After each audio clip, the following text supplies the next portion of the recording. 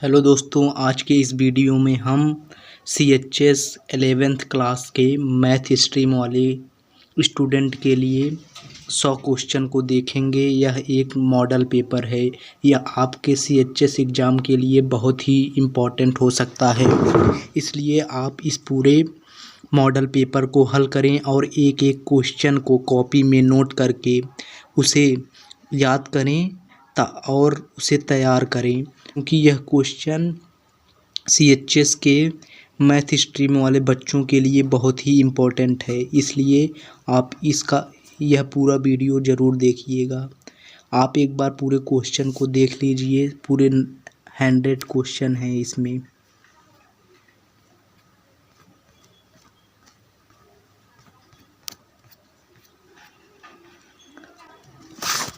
हमारा पहला क्वेश्चन है, यदि आंकड़ों 59, 62, 65, x + 2, 72, 85 एवं 94 की माध्यिका 69 हो तो x का मान बताइए। हमारे इस क्वेश्चन का सही जवाब है ऑप्शन ए। दोस्तों, मैं इसमें पूरा हल करके नहीं बताने वाला, क्योंकि बहुत ही समय जाएगा। इसलिए मैं सिर्फ आपको उत्तर बताऊंगा। यदि आप चाहते हैं कि मैं पूरा मॉडल पेपर हल करके बताऊं, तो आप मुझे कमेंट करके बताइए। यदि 500 से ऊपर कमेंट आएगा तो मैं आपके लिए पूरा हल करके 25 क्वेश्चन मैथ के पूरा हल करके बताऊंगा और केमिस्ट्री और फिजिक्स के न्यूमेरिकल भी बताऊंगा। इसलिए आप कमेंट करके मुझे बताइए। अभी मैं सिर्फ प्रश्नों के उत्तर बताऊंगा, ताकि आप नोट करके इसे पूरा तैयार कर लें। हमारा दूसरा क्वेश्चन है, एक लंबा वृत्ताकार शंकु ए का आयतन लंबा वृत्ताकार शंकु बी के आयतन का 3 गुना है। शंकु बी की ऊंचाई ए की अपेक्षा 3 गुनी है। ए की त्रिज्या का बी की त्रिज्या से अनुपात बताइए। तो हमारे इस प्रश्न का सही जवाब है ऑप्शन ए, 3:1। हमारा अगला क्वेश्चन है, एक कार सवार पहले 80 किमी की दूरी 50 किमी प्रति घंटा की चाल से जाता है तथा अगले 120 किमी 40 किमी प्रति घंटा की चाल से जाता है। अब तक की 220 किमी यात्रा की जो औसत चाल है उससे 242 किमी की दूरी तय करें तो उसे कितना समय लगेगा। तो हमारे इस प्रश्न का सही जवाब है ऑप्शन सी, 5 सही 1/2 घंटे। हमारा अगला क्वेश्चन है, एक्स अक्ष के समांतर रेखा जो एक्स अक्ष से बी दूरी पर है का समीकरण है। तो हमारे इस प्रश्न का सही जवाब है ऑप्शन डी, y = b। हमारा अगला क्वेश्चन है, एक नल एक टंकी को 5 घंटे में भर सकता है तथा दूसरा नल उसे 10 घंटे में भर सकता है, जबकि तीसरा नल घंटी को 7 सही 1/2 घंटे में खाली कर सकता है। यदि तीनों नलों को एक साथ खोल दिया जाए तो घंटी को भरने में लगने वाला समय होगा। हमारे इस प्रश्न का सही जवाब है ऑप्शन ए, 6 घंटे। हमारा अगला क्वेश्चन है, 6वां क्वेश्चन, दीवार में स्थित एक ध्वज दंड के सिरे एवं जड़ का 40 मीटर चौड़ी सड़क के दूसरी ओर खड़े एक व्यक्ति द्वारा बनाए गए उन्नयन कोण क्रमशः 60 अंश एवं 45 अंश हैं। ध्वज दंड की ऊंचाई क्या होगी? ऊंचाई बोले या लंबाई एक ही चीज़ होती है। तो इस क्वेश्चन का सही जवाब है ऑप्शन ए, 40 करड़ी में 3 - 1 मीटर। हमारा अगला क्वेश्चन है, दो समरूप त्रिभुजों के क्षेत्रफल क्रमशः 9 मीटर स्क्वायर तथा 36 मीटर स्क्वायर है। यदि एक त्रिभुज की ऊंचाई 24 मीटर हो तो दूसरे त्रिभुज की ऊंचाई है। हमारे इस क्वेश्चन का सही जवाब है ऑप्शन ए, 48 मीटर। हमारा अगला क्वेश्चन है, यदि cos theta + cot theta = m तब cos थीटा का मान होगा। इस क्वेश्चन का सही जवाब है ऑप्शन सी। हमारा अगला क्वेश्चन है, यदि त्रिभुज ACD में कोण ABC स्मॉलर देन 90 और AD लंब है CB पर, तो AC स्क्वायर का मान होगा। हमारे इस क्वेश्चन का सही जवाब है ऑप्शन सी, इनमें से कोई नहीं। हमारा अगला क्वेश्चन है, चित्र में AD वृत्त की स्पर्श रेखा तथा ABC छेदक रेखा है। यदि AB बराबर 4 सेमी तथा BC बराबर 5 सेमी तो AD की लंबाई है। हमारे इस क्वेश्चन का सही जवाब होगा ऑप्शन डी 6 सेमी। आइए अगले प्रश्न को देखते हैं। हमारा 11 नंबर का प्रश्न है, 7 प्रेक्षणों का माध्य 10 है और 3 प्रेक्षणों का माध्य 5 है। सभी 10 प्रेक्षणों का माध्य क्या है? तो हमारे इस क्वेश्चन का सही जवाब हो जाएगा ऑप्शन सी 8.5। यदि दोस्तों आप पूरे क्वेश्चन का हल चाहते हैं तो मुझे कमेंट करके बताइए, मैं दूसरा वीडियो ला करके आपको पूरा हल करके बताऊंगा। अभी मैं सिर्फ आपको प्रश्नों के उत्तर बता रहा हूं, क्योंकि यदि मैं हल करके बताऊंगा तो समय ज़्यादा जाएगा, इसलिए मैं उत्तर बता दे रहा हूं। आप नोट करके इसे हल करने की कोशिश करना। यदि आप नहीं कर पाते हैं तो मुझे कमेंट करके बताइए, मैं एक एक क्वेश्चन को हल करके आपको बताऊंगा। हमारा अगला क्वेश्चन है, यदि एक संख्या और उसके व्युत्क्रम का योग 2 सही 1/30 हो तो वह संख्या होगी। हमारे इस क्वेश्चन का सही जवाब है ऑप्शन सी 5/6 या 6/5, ये दोनों ही इसके आंसर हो सकते हैं। हमारा अगला क्वेश्चन है, एक पीतल के ठोस बेलन की ऊंचाई 8 मीटर और व्यास 4 मीटर है। इसे पिघलाकर एक 3 मीटर व्यास वाले शंकु में ढाला गया है, तब शंकु की ऊंचाई है। इस क्वेश्चन का सही जवाब है ऑप्शन ए 42.66 मीटर। हमारा अगला क्वेश्चन है एक त्रिभुज के शीर्ष 3, 6, 5, 0 एवं 1, 3 हैं। इसके केंद्रक के निर्देशांक हैं। 14 नंबर के क्वेश्चन का आंसर है ऑप्शन सी 3, 3। हमारा अगला क्वेश्चन है, यदि थीटा इस प्रकार का न्यून कोण है कि साइन थीटा बराबर कॉस थीटा, तो 2 tan square theta plus sine square theta -1 का मान है। इस क्वेश्चन का सही जवाब है ऑप्शन सी 3/2। हमारा अगला क्वेश्चन है, एक लंबवृत्तीय शंकु की ऊंचाई 8.4 सेमी और इसके आधार की त्रिज्या 2.1 सेमी है। इसको पिघलाकर एक गोले के रूप में ढाला जाता है तो गोले की त्रिज्या है। इस क्वेश्चन का सही जवाब है ऑप्शन सी 2.1 सेमी।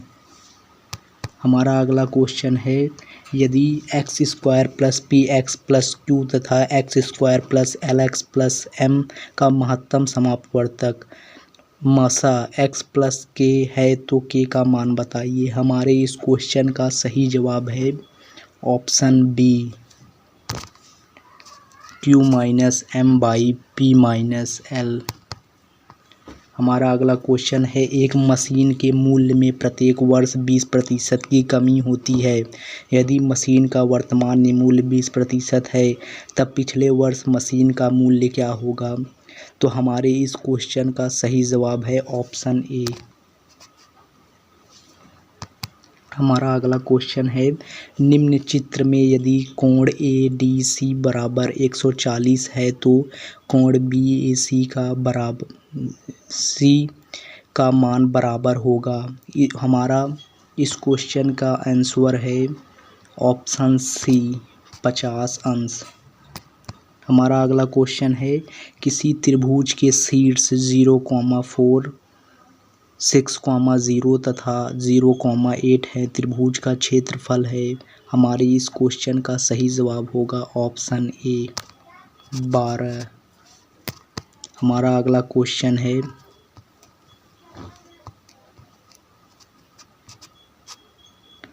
हमारा अगला क्वेश्चन है साधारण पासे की एक फेक में सम संख्या आने की प्रायिकता क्या होगी। तो हमारा इस क्वेश्चन का सही जवाब है ऑप्शन ए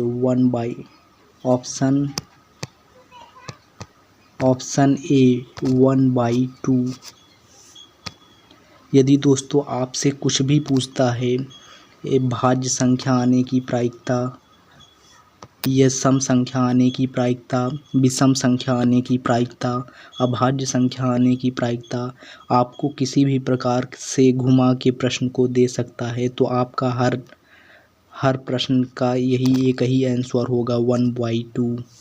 यह क्वेश्चन पक्का है, CHS के एग्ज़ाम में घुमा कर आएगा, कभी सम पूछेगा कभी विषम पूछेगा, लेकिन आंसर एक ही रहेगा 1/2। आप इस पर ध्यान दीजिएगा। हमारा अगला क्वेश्चन है बहुपद x² - 6x + 5 के शून्यकों का योग क्या होगा। तो हमारे इस क्वेश्चन का सही जवाब है ऑप्शन बी 6। हमारे इस क्वेश्चन का सही जवाब है ऑप्शन बी 6। हमारा अगला क्वेश्चन है 10 1 अंश 10 2 अंश 10 3 अंश कॉमा 10 89 अंश का मान होगा। यदि ऐसा क्वेश्चन आपको CHS के मैथ स्ट्रीम के स्टूडेंट के परीक्षा में आया तो हमेशा ऐसा क्वेश्चन घुमा कर भी दे सकता है, लेकिन सबका आंसर सिर्फ 1 आएगा, सबका आंसर होगा 1, आप याद रखिएगा। हमारा अगला क्वेश्चन है एक वृत्ताकार बाग का क्षेत्रफल 154 वर्ग मीटर है। इस बाग के चारों ओर तार खींचना हो तो तार की लंबाई बताइए। तो हमारे इस क्वेश्चन का सही जवाब है ऑप्शन सी 44 मीटर। हमारा अगला क्वेश्चन है श्रेणी 1 + 3 + 5 का 100 पदों का योग है। तो इस प्रश्न का सही जवाब है ऑप्शन डी 10,000। हमारा अगला क्वेश्चन है एक वस्तु को अब दोस्तों यहाँ से फिजिक्स के क्वेश्चन शुरू हैं। मैथ के क्वेश्चन सिर्फ 25 होते हैं, फिजिक्स के भी 25, केमिस्ट्री के भी 25 और हिंदी में 10 क्वेश्चन, अंग्रेजी में 10 क्वेश्चन और जीके से भी 5 क्वेश्चन पूछे जाते हैं। यदि आप चाहते हैं कि मैं मैथ का हल करा दूं तो आप मुझे कमेंट करके बताइएगा। फिजिक्स का न्यूमेरिकल भी हल करके बताऊं तो मुझे कमेंट करके भी बताइएगा। जीके का प्रश्न यदि दोस्तों आप एक अरिहंत बुक से भी जीके के प्रश्न को देख लेते हैं तो आपका 95 प्रश्न 5 में से 4 प्रश्न तो सही ही हो जाएगा। इसलिए आप अरिहंत बुक से ही पढ़ाई करें। हमारा अगला क्वेश्चन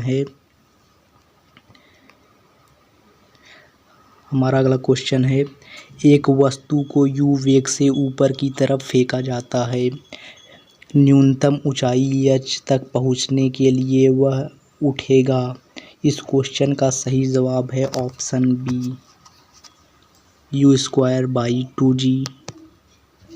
अगला क्वेश्चन है वृत्तीय गति में क्या होता है। इस क्वेश्चन का सही जवाब है वृत्तीय गति में ऑप्शन बी इस प्रश्न का सही जवाब होगा। त्वरण शून्य रहता है। वृत्तीय गति में हमेशा सॉरी दोस्तों, इस क्वेश्चन का सही जवाब है ऑप्शन डी गति की दिशा निरंतर बदलती रहती है। वृत्तीय गति में गति की दिशा निरंतर बदलती रहती है। मुझसे गलती हो गई कि मैंने बी बता दिया, लेकिन इसका आंसर डी है। हमारा अगला क्वेश्चन है रॉकेट किसके संरक्षण के सिद्धांत पर कार्य करता है। जो रॉकेट होता है वह किसके संरक्षण पर सिद्धांत पर कार्य करता है। तो इस क्वेश्चन का सही जवाब है ऑप्शन सी संवेग। हमारा अगला क्वेश्चन है जब किसी वस्तु में त्वरण होता है तो क्या होता है। ऑप्शन ए है उसकी चाल सदैव बढ़ जाती है, ऑप्शन बी है उसका वेग सदैव बढ़ जाता है, यह सदैव पृथ्वी की ओर गिरती है, उस पर बल सदैव कार्य करता है। इस क्वेश्चन का सही जवाब होगा ऑप्शन डी, उस पर बल सदैव कार्य करता रहेगा। हमारा अगला क्वेश्चन है गुरुत्व त्वरण का मान ए भूमध्य रेखा तथा ध्रुवों पर समान होता है, बी ध्रुवों पर न्यूनतम है, सी भूमध्य रेखा पर न्यूनतम है, डी ध्रुव से भूमध्य रेखा पर बढ़ता है।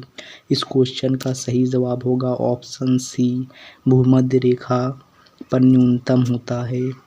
हमारा अगला क्वेश्चन है पृथ्वी के चारों तरफ वायुमंडल है। हमारे इस क्वेश्चन का सही जवाब होगा ऑप्शन ए, पृथ्वी के गुरुत्व के कारण, पृथ्वी के गुरुत्वाकर्षण के कारण ही हमारे पृथ्वी के चारों तरफ वायुमंडल पाए जाते हैं, समताप मंडल। यदि दोस्तों आपसे पूछा जाए कि हेलीकॉप्टर किस मंडल में उड़ता है, तो यह हमारे समताप मंडल में नहीं उड़ता है। समताप मंडल में ओजोन परत पाई जाती है और ये क्वेश्चन आ सकता है, आप इस पर ध्यान दीजिएगा। ये क्वेश्चन पक्का CHS के एग्ज़ाम में पूछा जा सकता है, क्योंकि यह वेरी इम्पोर्टेंट क्वेश्चन है। हमारा अगला क्वेश्चन है बांध में भंडारित पानी में होगी। हमसे दोस्तों यह पूछ रहा है कि बांध में भंडारित पानी में होगी, तो क्योंकि बांध में जो पानी होता है स्थितिज होता है, इसलिए इसमें स्थितिज ऊर्जा होगी बांध में भंडारित पानी में। हमारा अगला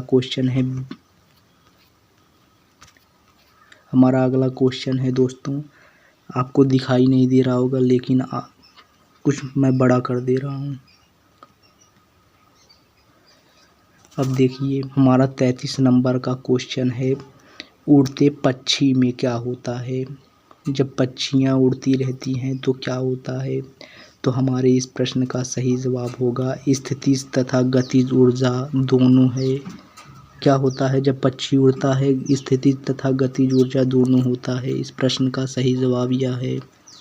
हमारा अगला प्रश्न है 34 नंबर का, एक किग्रा के एक पिंड की गतिज ऊर्जा 200 जूल है, उसका वेग क्या होगा। इसका सही जवाब है ऑप्शन ए, 20 मीटर प्रति सेकंड।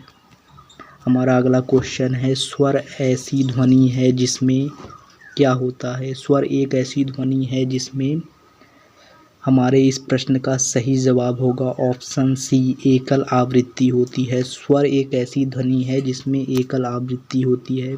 दोस्तों यह वेरी इम्पोर्टेंट क्वेश्चन है, यह CHS के एग्ज़ाम में ज़रूर पूछ सकता है।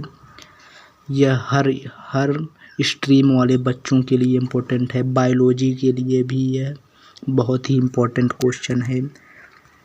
हमारा अगला क्वेश्चन है अवश्रव्य तरंगे निम्न द्वारा सुनी जा सकती हैं। अवश्रव्य तरंगे किसके द्वारा सुनी जा सकती हैं, तो हमारा इस क्वेश्चन का सही जवाब है गैंडे के द्वारा अश्रव्य ध्वनि तरंगे सुनी जा सकती हैं। हमारा अगला क्वेश्चन है आवृत्ति का मात्रक है। बताइए दोस्तों आवृत्ति का मात्रक क्या होगा। इस क्वेश्चन को मैं आप पर छोड़ता हूँ, आप कमेंट करके बताइए, लेकिन मैं बता ही दे रहा हूँ इस क्वेश्चन का आंसर, क्योंकि यह बहुत ही इम्पोर्टेंट है, बहुत से स्टूडेंट को यह नहीं मिल पाएगा। इसलिए इस क्वेश्चन का सही जवाब है ऑप्शन डी, हर्ट्ज होगा। आवृत्ति का मात्रक हर्ट्ज होता है। जब प्रकाश परावर्तन होता है तब क्या होता है। हमारे इस क्वेश्चन का सही जवाब है ऑप्शन सी, आपतन कोण तथा परावर्तन कोण बराबर होता है। R/I, आपतन कोण तथा परावर्तन कोण बराबर होता है R/I। इसे स्नेल का नियम भी कहते हैं। दोस्तों यह भी बहुत ही इम्पोर्टेंट क्वेश्चन है, क्योंकि यह बहुत ही इम्पोर्टेंट क्वेश्चन है, IMP क्वेश्चन बोल सकते हैं इसे, क्योंकि यह कई प्रकार से पूछा जा सकता है। यह भी पूछा जा सकता है कि आपतन कोण बराबर परावर्तन कोण I बराबर R क्या किस नियम को दर्शाता है? तो आपका सही जवाब होगा स्नेल के नियम को दर्शाता है। हमारा अगला क्वेश्चन है 39 नंबर का, कांच की स्लैब की क्षमता है। कांच की स्लैब की क्षमता क्या होती है? इस क्वेश्चन का सही जवाब होगा ऑप्शन ए 0। कांच की स्लैब की क्षमता 0 होती है। हमारा अगला क्वेश्चन है शेविंग दर्पण क्या होता है? जिससे हम दाढ़ी बनाते हैं वह दर्पण कौन सा होता है?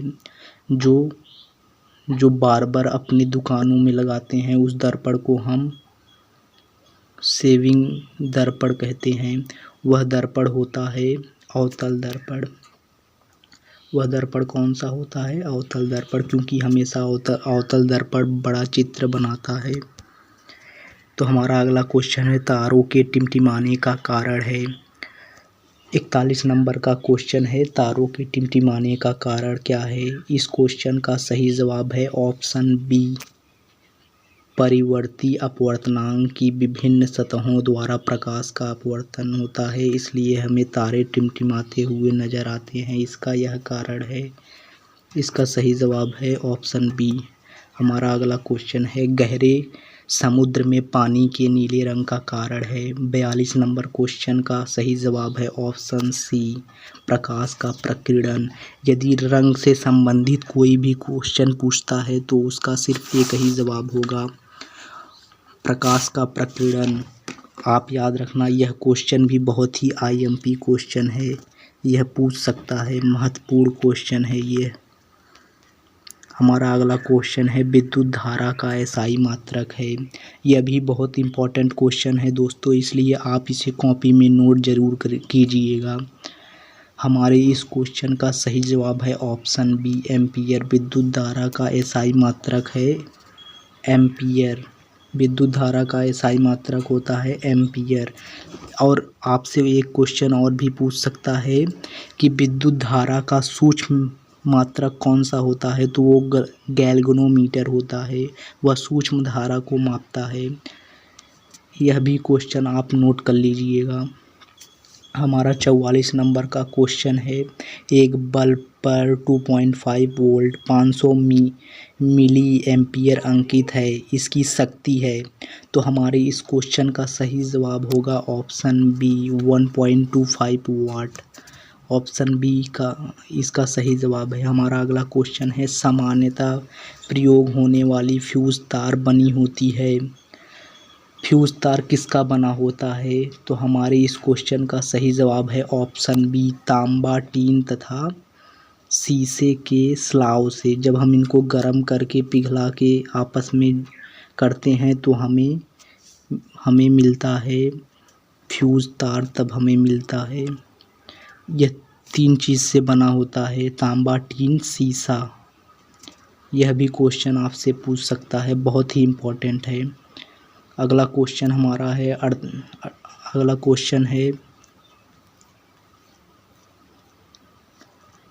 46 नंबर का विद्युत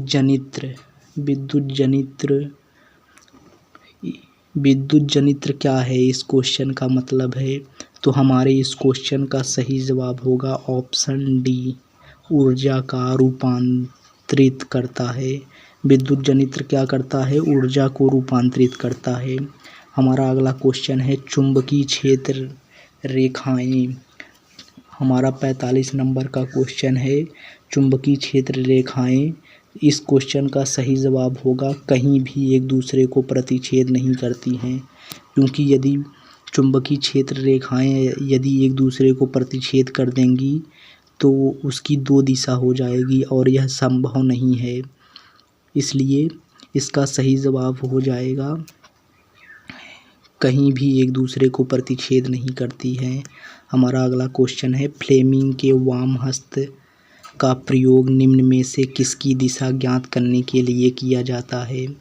फ्लेमिंग के वाम हस्त नियम क्या दर्शाता है? इस क्वेश्चन का सही जवाब है ऑप्शन डी फ्लेमिंग का वाम हस्त का नियम किसी धारावाही चालक पर चुंबकीय क्षेत्र के कारण लगने वाला बल की दिशा को दर्शाता है। इस क्वेश्चन का सही आंसर ऑप्शन डी।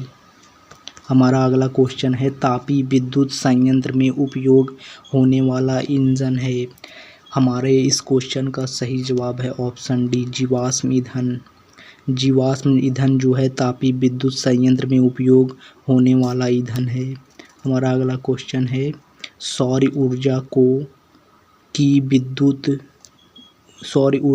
विद्युत ऊर्जा में परिवर्तित होने वाली युक्ति है। इस क्वेश्चन का सही जवाब है ऑप्शन सी, सौर सेल।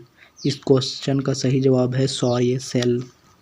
हमारा अगला क्वेश्चन है कणों के बीच सबसे कम आकर्षण बल होता है। इस क्वेश्चन का सही जवाब है ऑप्शन ए, गैसों में। कणों के बीच कम आकर्षण बल होता है तो गैसों में। सबसे ज़्यादा होता है ठोस में, सबसे ज़्यादा होता है ठोस में, उसके बाद द्रव्य में, उसके बाद गैस में। यदि पूछता है सबसे ज़्यादा आकर्षण बल किस में होता है तो हमारा ऑप्शन ठोस होगा। यदि पूछता है सबसे मध्यम में कौन सा होगा तो हमारा द्रव्य होगा, और सबसे कम पूछेगा तो हमारा गैस होगा आंसर। यह क्वेश्चन भी बहुत ही आईएमपी क्वेश्चन है, मैं इस पर MM लिख दे रहा हूँ, इसको आप नोट कर लीजिएगा।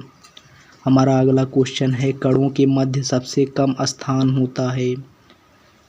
यह क्वेश्चन भी सबसे आईएमपी क्वेश्चन है, इसलिए इसको भी आप नोट करके रखना। इस क्वेश्चन का सही जवाब है ऑप्शन सी, ठोस में। हमारा अगला क्वेश्चन है दो या अधिक पदार्थों का समांगी मिश्रण कहलाता है। दो या अधिक पदार्थों का समांगी मिश्रण कहलाता है। तो इस क्वेश्चन का सही जवाब है ऑप्शन ए, विलयन। दो या दो से अधिक समांगी मिश्रण को विलयन कहते हैं। हमारा अगला क्वेश्चन है लोहे में जंग लगना कौन सी क्रिया है। लोहे में जंग लगना कौन सा परिवर्तन है। इस क्वेश्चन का सही जवाब है ऑप्शन बी, रासायनिक परिवर्तन। हमारा अगला क्वेश्चन है सोडियम का रासायनिक संकेत है। सोडियम, आप याद रखना, आप पूरा 1 से लेकर के 30 तक पूरे संकेत को याद कर लीजिएगा, जैसे क्लोरीन, सोडियम, ऑक्सीजन, मैग्नीशियम, इन सब को याद कर लीजिएगा, ये बहुत ही इम्पोर्टेंट है। इस क्वेश्चन का सही जवाब है सोडियम, Na इसका संकेत होता है। हमारा अगला क्वेश्चन है फास्फोरस की परमाणुकता है। इस क्वेश्चन का सही जवाब होगा ऑप्शन ए, 4। फास्फोरस की परमाणुकता 4 होती है। हमारा अगला क्वेश्चन है रदरफोर्ड का अल्फा कण प्रकीर्णन प्रयोग किसकी खोज के लिए उत्तरदायी था। इस क्वेश्चन का सही जवाब है ऑप्शन सी, परमाणु में नाभिक। हमारा अगला क्वेश्चन है 48 नंबर का 58 नंबर का हमारा क्वेश्चन है अल्फा कण पर आवेश होता है। इस क्वेश्चन का सही जवाब है ऑप्शन ए, +2। इस क्वेश्चन का सही जवाब है ऑप्शन ए, +2। हाइड्रोजन का रेडियो एक्टिव असमस्थानिक है। इस क्वेश्चन का सही जवाब है ऑप्शन सी, ट्राइटियम। हमारा अगला क्वेश्चन है निम्नलिखित में से कौन सा नहीं बढ़ता है जब आवर्त सारणी के किसी समूह में ऊपर से नीचे आते हैं। इस क्वेश्चन का सही जवाब है ऑप्शन सी, संयोजकता। हमारा अगला क्वेश्चन है अष्टक नियम दिया। अष्टक नियम किसने दिया। इसका सही जवाब है न्यूलैंड ने दिया था अष्टक नियम। न्यूलैंड ने अष्टक नियम दिया था। हमारा अगला क्वेश्चन है निम्नलिखित में से किसका परमाणु आकार अधिकतम है। इस क्वेश्चन का सही जवाब है ऑप्शन ए, एल्युमिनियम। इसका संकेत Al होता है। हमारा अगला क्वेश्चन है निम्नलिखित में से कौन सा भौतिक परिवर्तन नहीं है। हमारा इस क्वेश्चन का सही जवाब है ऑप्शन डी, द्रवित पेट्रोलियम गैस एलपीजी का दहन। हमारा अगला क्वेश्चन है, जल का विद्युत अपघटन एक अपघटन अवक्रिया है। जल के विद्युत अपघटन के दौरान मुक्त हाइड्रोजन तथा ऑक्सीजन का मोल अनुपात है। इसका सही जवाब है ऑप्शन बी, 2:1। दोस्तों, CHS की परीक्षा में सिर्फ आज से अगर जोड़े तो 17 दिन है। यदि आप चाहते हैं कि मैं और भी मॉडल पेपर लाऊं ताकि आपकी तैयारी को और मजबूत बना सकूं, और आप भी 100 में से कितना क्वेश्चन सही होता है मुझे कमेंट करके बताइएगा। और मुझे यदि आपको हल चाहिए तो ये भी कमेंट करके मुझे बताइएगा, क्योंकि प्रैक्टिस करने से ही आपकी बेस मजबूत होगी और आप CHS में सिलेक्शन पाएंगे। और मैं आपको ऐसे ही मॉडल पेपर करवाने वाला हूँ CHS के नज़दीक आने तक, परीक्षा तक। बहुत ही इम्पोर्टेंट मॉडल पेपर जो आपके लिए परीक्षा के लिए बहुत ही उपयोगी होंगे। इसलिए आप हमसे जुड़े रहिए और मुझे सब्सक्राइब करके रखिए, लाइक कीजिए। हमारा अगला क्वेश्चन है, निम्नलिखित में से लवण में क्रिस्टलन जल नहीं होता है। हमारे इस क्वेश्चन का सही जवाब होगा ऑप्शन बी। हमारे इस क्वेश्चन का सही जवाब होगा ऑप्शन बी। सॉरी दोस्तों, हमने 64 नंबर के क्वेश्चन का आंसर नहीं बताया था, इसलिए हम फिर से इस क्वेश्चन को देखते हैं। जल का विद्युत अपघटन एक अपघटन अपक्रिया है। जल के विद्युत अपघटन के दौरान मुक्त हाइड्रोजन तथा ऑक्सीजन का मोल अनुपात है। इस क्वेश्चन का सही जवाब है ऑप्शन बी, 2:1। अब आइए हम 65 नंबर के क्वेश्चन को देखते हैं। निम्नलिखित में कौन से लवण में क्रिस्टलन जल नहीं होता है। इस क्वेश्चन का सही जवाब है ऑप्शन बी, बेकिंग सोडा। हमारा अगला क्वेश्चन है, अम्ल नीले लिटमस पेपर को क्या कर देता है। अम्ल नीले लिटमस पेपर को लाल कर देता है और क्षार नीले लिटमस पेपर को लाल लिटमस पेपर को नीला कर देता है। यह क्वेश्चन भी बहुत ही इम्पोर्टेंट क्वेश्चन है, इसको आप नोट करके रखिएगा। हमारा अगला क्वेश्चन है, लाल चींटी में कौन सा अम्ल पाया जाता है।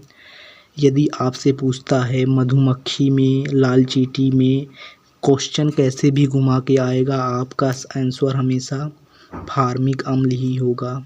हमारा अगला क्वेश्चन है 68 नंबर का क्वेश्चन है हमारा। 68 नंबर का क्वेश्चन हमारा है, सामान्यतः धातुएं प्रकृति में ठोस होती हैं। निम्नलिखित में से कौन सी धातु कक्ष ताप पर द्रव्य अवस्था में पाई जाती है। इस क्वेश्चन का सही जवाब है ऑप्शन डी, मरकरी, जिसे हम Hg कहते हैं या पारा कहते हैं। और कई प्रकार से लिख सकता है, इसे पारा भी कहते हैं, मरकरी भी कहते हैं, इसका संकेत भी दे सकता है। यह भी बहुत ही इम्पोर्टेंट क्वेश्चन है।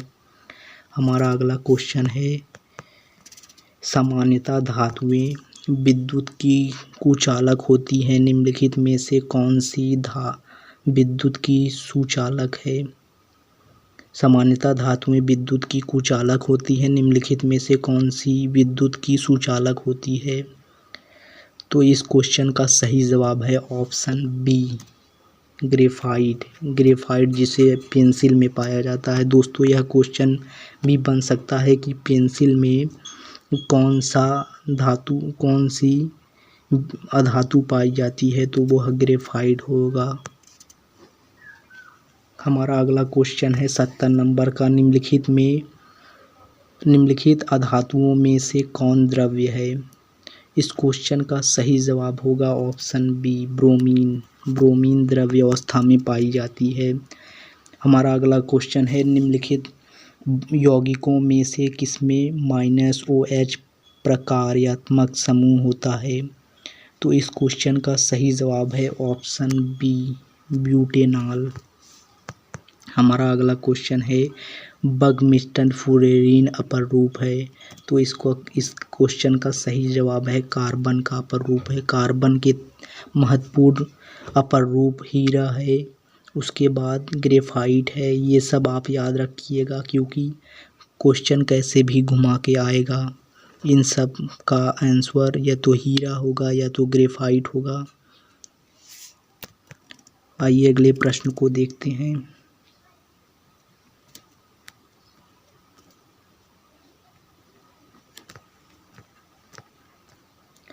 हमारा 73 नंबर का प्रश्न है, एलपीजी का मुख्य अवयव है। इस क्वेश्चन का सही जवाब है एलपीजी का मुख्य अवयव होता है ऑप्शन सी ब्यूटेन। एलपीजी का मुख्य अवयव है ब्यूटेन। एलपीजी लेड पेंसिल में होता है। देखो क्वेश्चन घुमा के आ गया ना, पूछ रहा है लेड पेंसिल, पेंसिल के अंदर क्या होता है तो ग्रेफाइट होता है।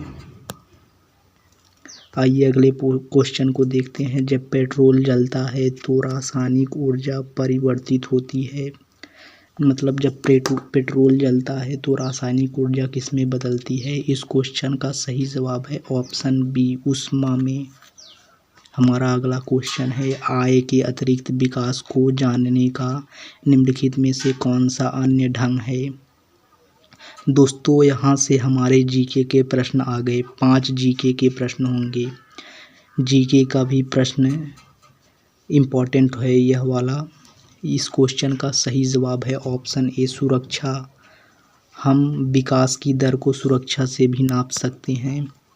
हमारा अगला क्वेश्चन, इनमें से कौन सी गतिविधि द्वितीयक क्षेत्रक से संबंधित नहीं है। इस क्वेश्चन का सही जवाब है ऑप्शन सी नंबरिंग। नंबरिंग होता है। हमारा अगला क्वेश्चन है, सिक्कों के प्रयोग से हटकर कौन सी चीज़ें मुद्रा के रूप में प्रयोग की गई जाती हैं। दोस्तों पूछ रहा है हम सिक्कों को छोड़ करके मुद्रा के रूप में किसका प्रयोग कर सकते हैं। इस क्वेश्चन का सही जवाब होगा ऑप्शन ए अनाज और पशु, इन दो चीज़ों से। हमारा अगला क्वेश्चन है, राजीव गांधी राष्ट्रीय उड़ान संस्थान किस राज्य में स्थापित किया गया है। इसका सही जवाब है ऑप्शन बी महाराष्ट्र में। हमारा अगला क्वेश्चन है, अंतर्राष्ट्रीय परमाणु ऊर्जा एजेंसी एक क्या है। इसका क्वेश्चन है, इसका आंसर है ऑप्शन बी संयुक्त राष्ट्र के तत्वाधान में एक स्वायत्तशासी अंतर सरकारी संगठन है। ऑप्शन बी इसका सही आंसर हो जाएगा। हमारा अगला क्वेश्चन है, विश्व के एकमात्र देश का नाम क्या है जिसके राष्ट्रीय ध्वज पर अपना मानचित्र अंकित रहता है। इस क्वेश्चन का सही जवाब है ऑप्शन डी लग्जमबर्ग। लग्जमबर्ग है इसका सही आंसर। आइए अगले प्रश्न को देखते हैं। ओलंपिक खेलों में भारत की ओर से भाग लेने वाली प्रथम महिला कौन थी। यह भी क्वेश्चन बहुत ही इम्पोर्टेंट है। आइए हम इस क्वेश्चन का आंसर देखते हैं। इस क्वेश्चन का सही जवाब है ऑप्शन बी। ऑप्शन बी इसका सही जवाब है एन पोले। हमारा अगला क्वेश्चन है, एशिया का प्रथम मानव डीएनए बैंक बना है। इस क्वेश्चन का सही जवाब है ऑप्शन सी लखनऊ में। हमारा अगला क्वेश्चन, अब इंग्लिश के क्वेश्चन ग्रामर के क्वेश्चन होंगे हमारे 10 ग्रामर के होंगे, 10 हिंदी के होंगे। यह भी बहुत ही इम्पोर्टेंट क्वेश्चन इंग्लिश के भी स्कोरिंग होता है और बहुत आसान होता है, इसलिए आप इंग्लिश का भी क्वेश्चन नोट करते हुए चलिएगा। हमारा 84 नंबर से इंग्लिश शुरू है। आइए देखा सही जवाब है ऑप्शन बी। आइए अगले क्वेश्चन को देखते हैं। The dear departed is written by. इस क्वेश्चन का सही जवाब है ऑप्शन सी। आइए अगले क्वेश्चन को देखते हैं। 86 नंबर का क्वेश्चन है, what is the feeling of intense longing for something called. इस क्वेश्चन का सही जवाब है ऑप्शन ए येर्निंग। आइए अगले क्वेश्चन को देखते हैं। हमारा 87 नंबर का क्वेश्चन है। The correct meaning of the idioms to be on cloud 9। इस क्वेश्चन का सही जवाब है option A, to be extremely happy. हमारा अगला क्वेश्चन है identify the correctly spelled word. इस क्वेश्चन का सही जवाब है ऑप्शन डी। हमारा अगला क्वेश्चन है change the following sentence into passive voice. The fire destroyed the whole neighbourhood. इस क्वेश्चन का सही जवाब है ऑप्शन बी। हमारा अगला क्वेश्चन है change the following into indirect speech. She asked Ravi what is wearing you. इस क्वेश्चन का सही जवाब होगा option D. She asked Ravi what was wearing him. हमारा अब हिंदी का क्वेश्चन स्टार्ट होगा। 91 नंबर से हिंदी का है। समूहवाचक संज्ञा का उदाहरण है। इस क्वेश्चन का सही जवाब होगा ऑप्शन बी अंगूर। मैं तपाधन मैं क्या होगा। इस क्वेश्चन का सही जवाब होगा ऑप्शन बी।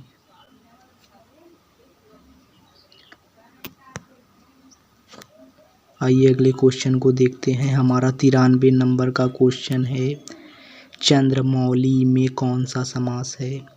इस क्वेश्चन का सही जवाब है ऑप्शन डी बहुव्रीहि। आइए अगले क्वेश्चन को देखते हैं। आकाशगंगा शब्द का पर्यायवाची है। यह क्वेश्चन बहुत ही इम्पोर्टेंट क्वेश्चन है, इसे नोट कर लीजिएगा आप लोग। इस क्वेश्चन का सही जवाब है ऑप्शन डी ये सभी।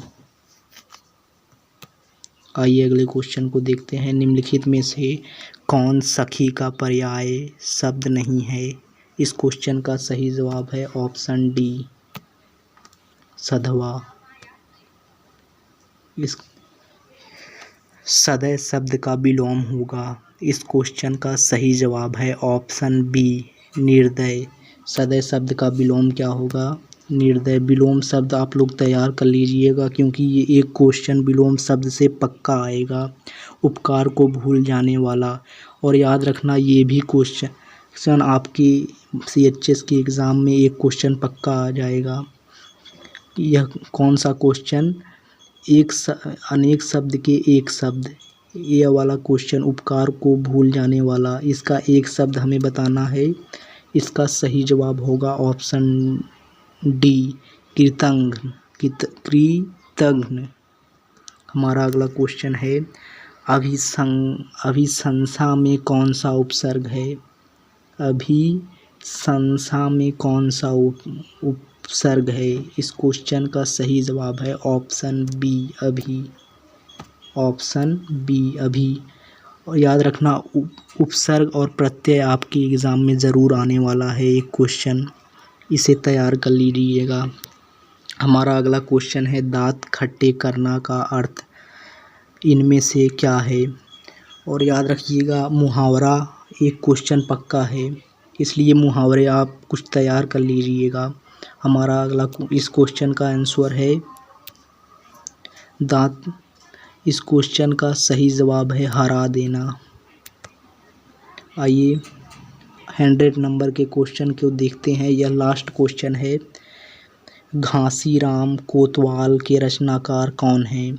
और याद रखना दोस्तों एक क्वेश्चन रचनाकार से ज़रूर आएगा, इसलिए कुछ रचनाएं आप लोग याद कर लीजिएगा।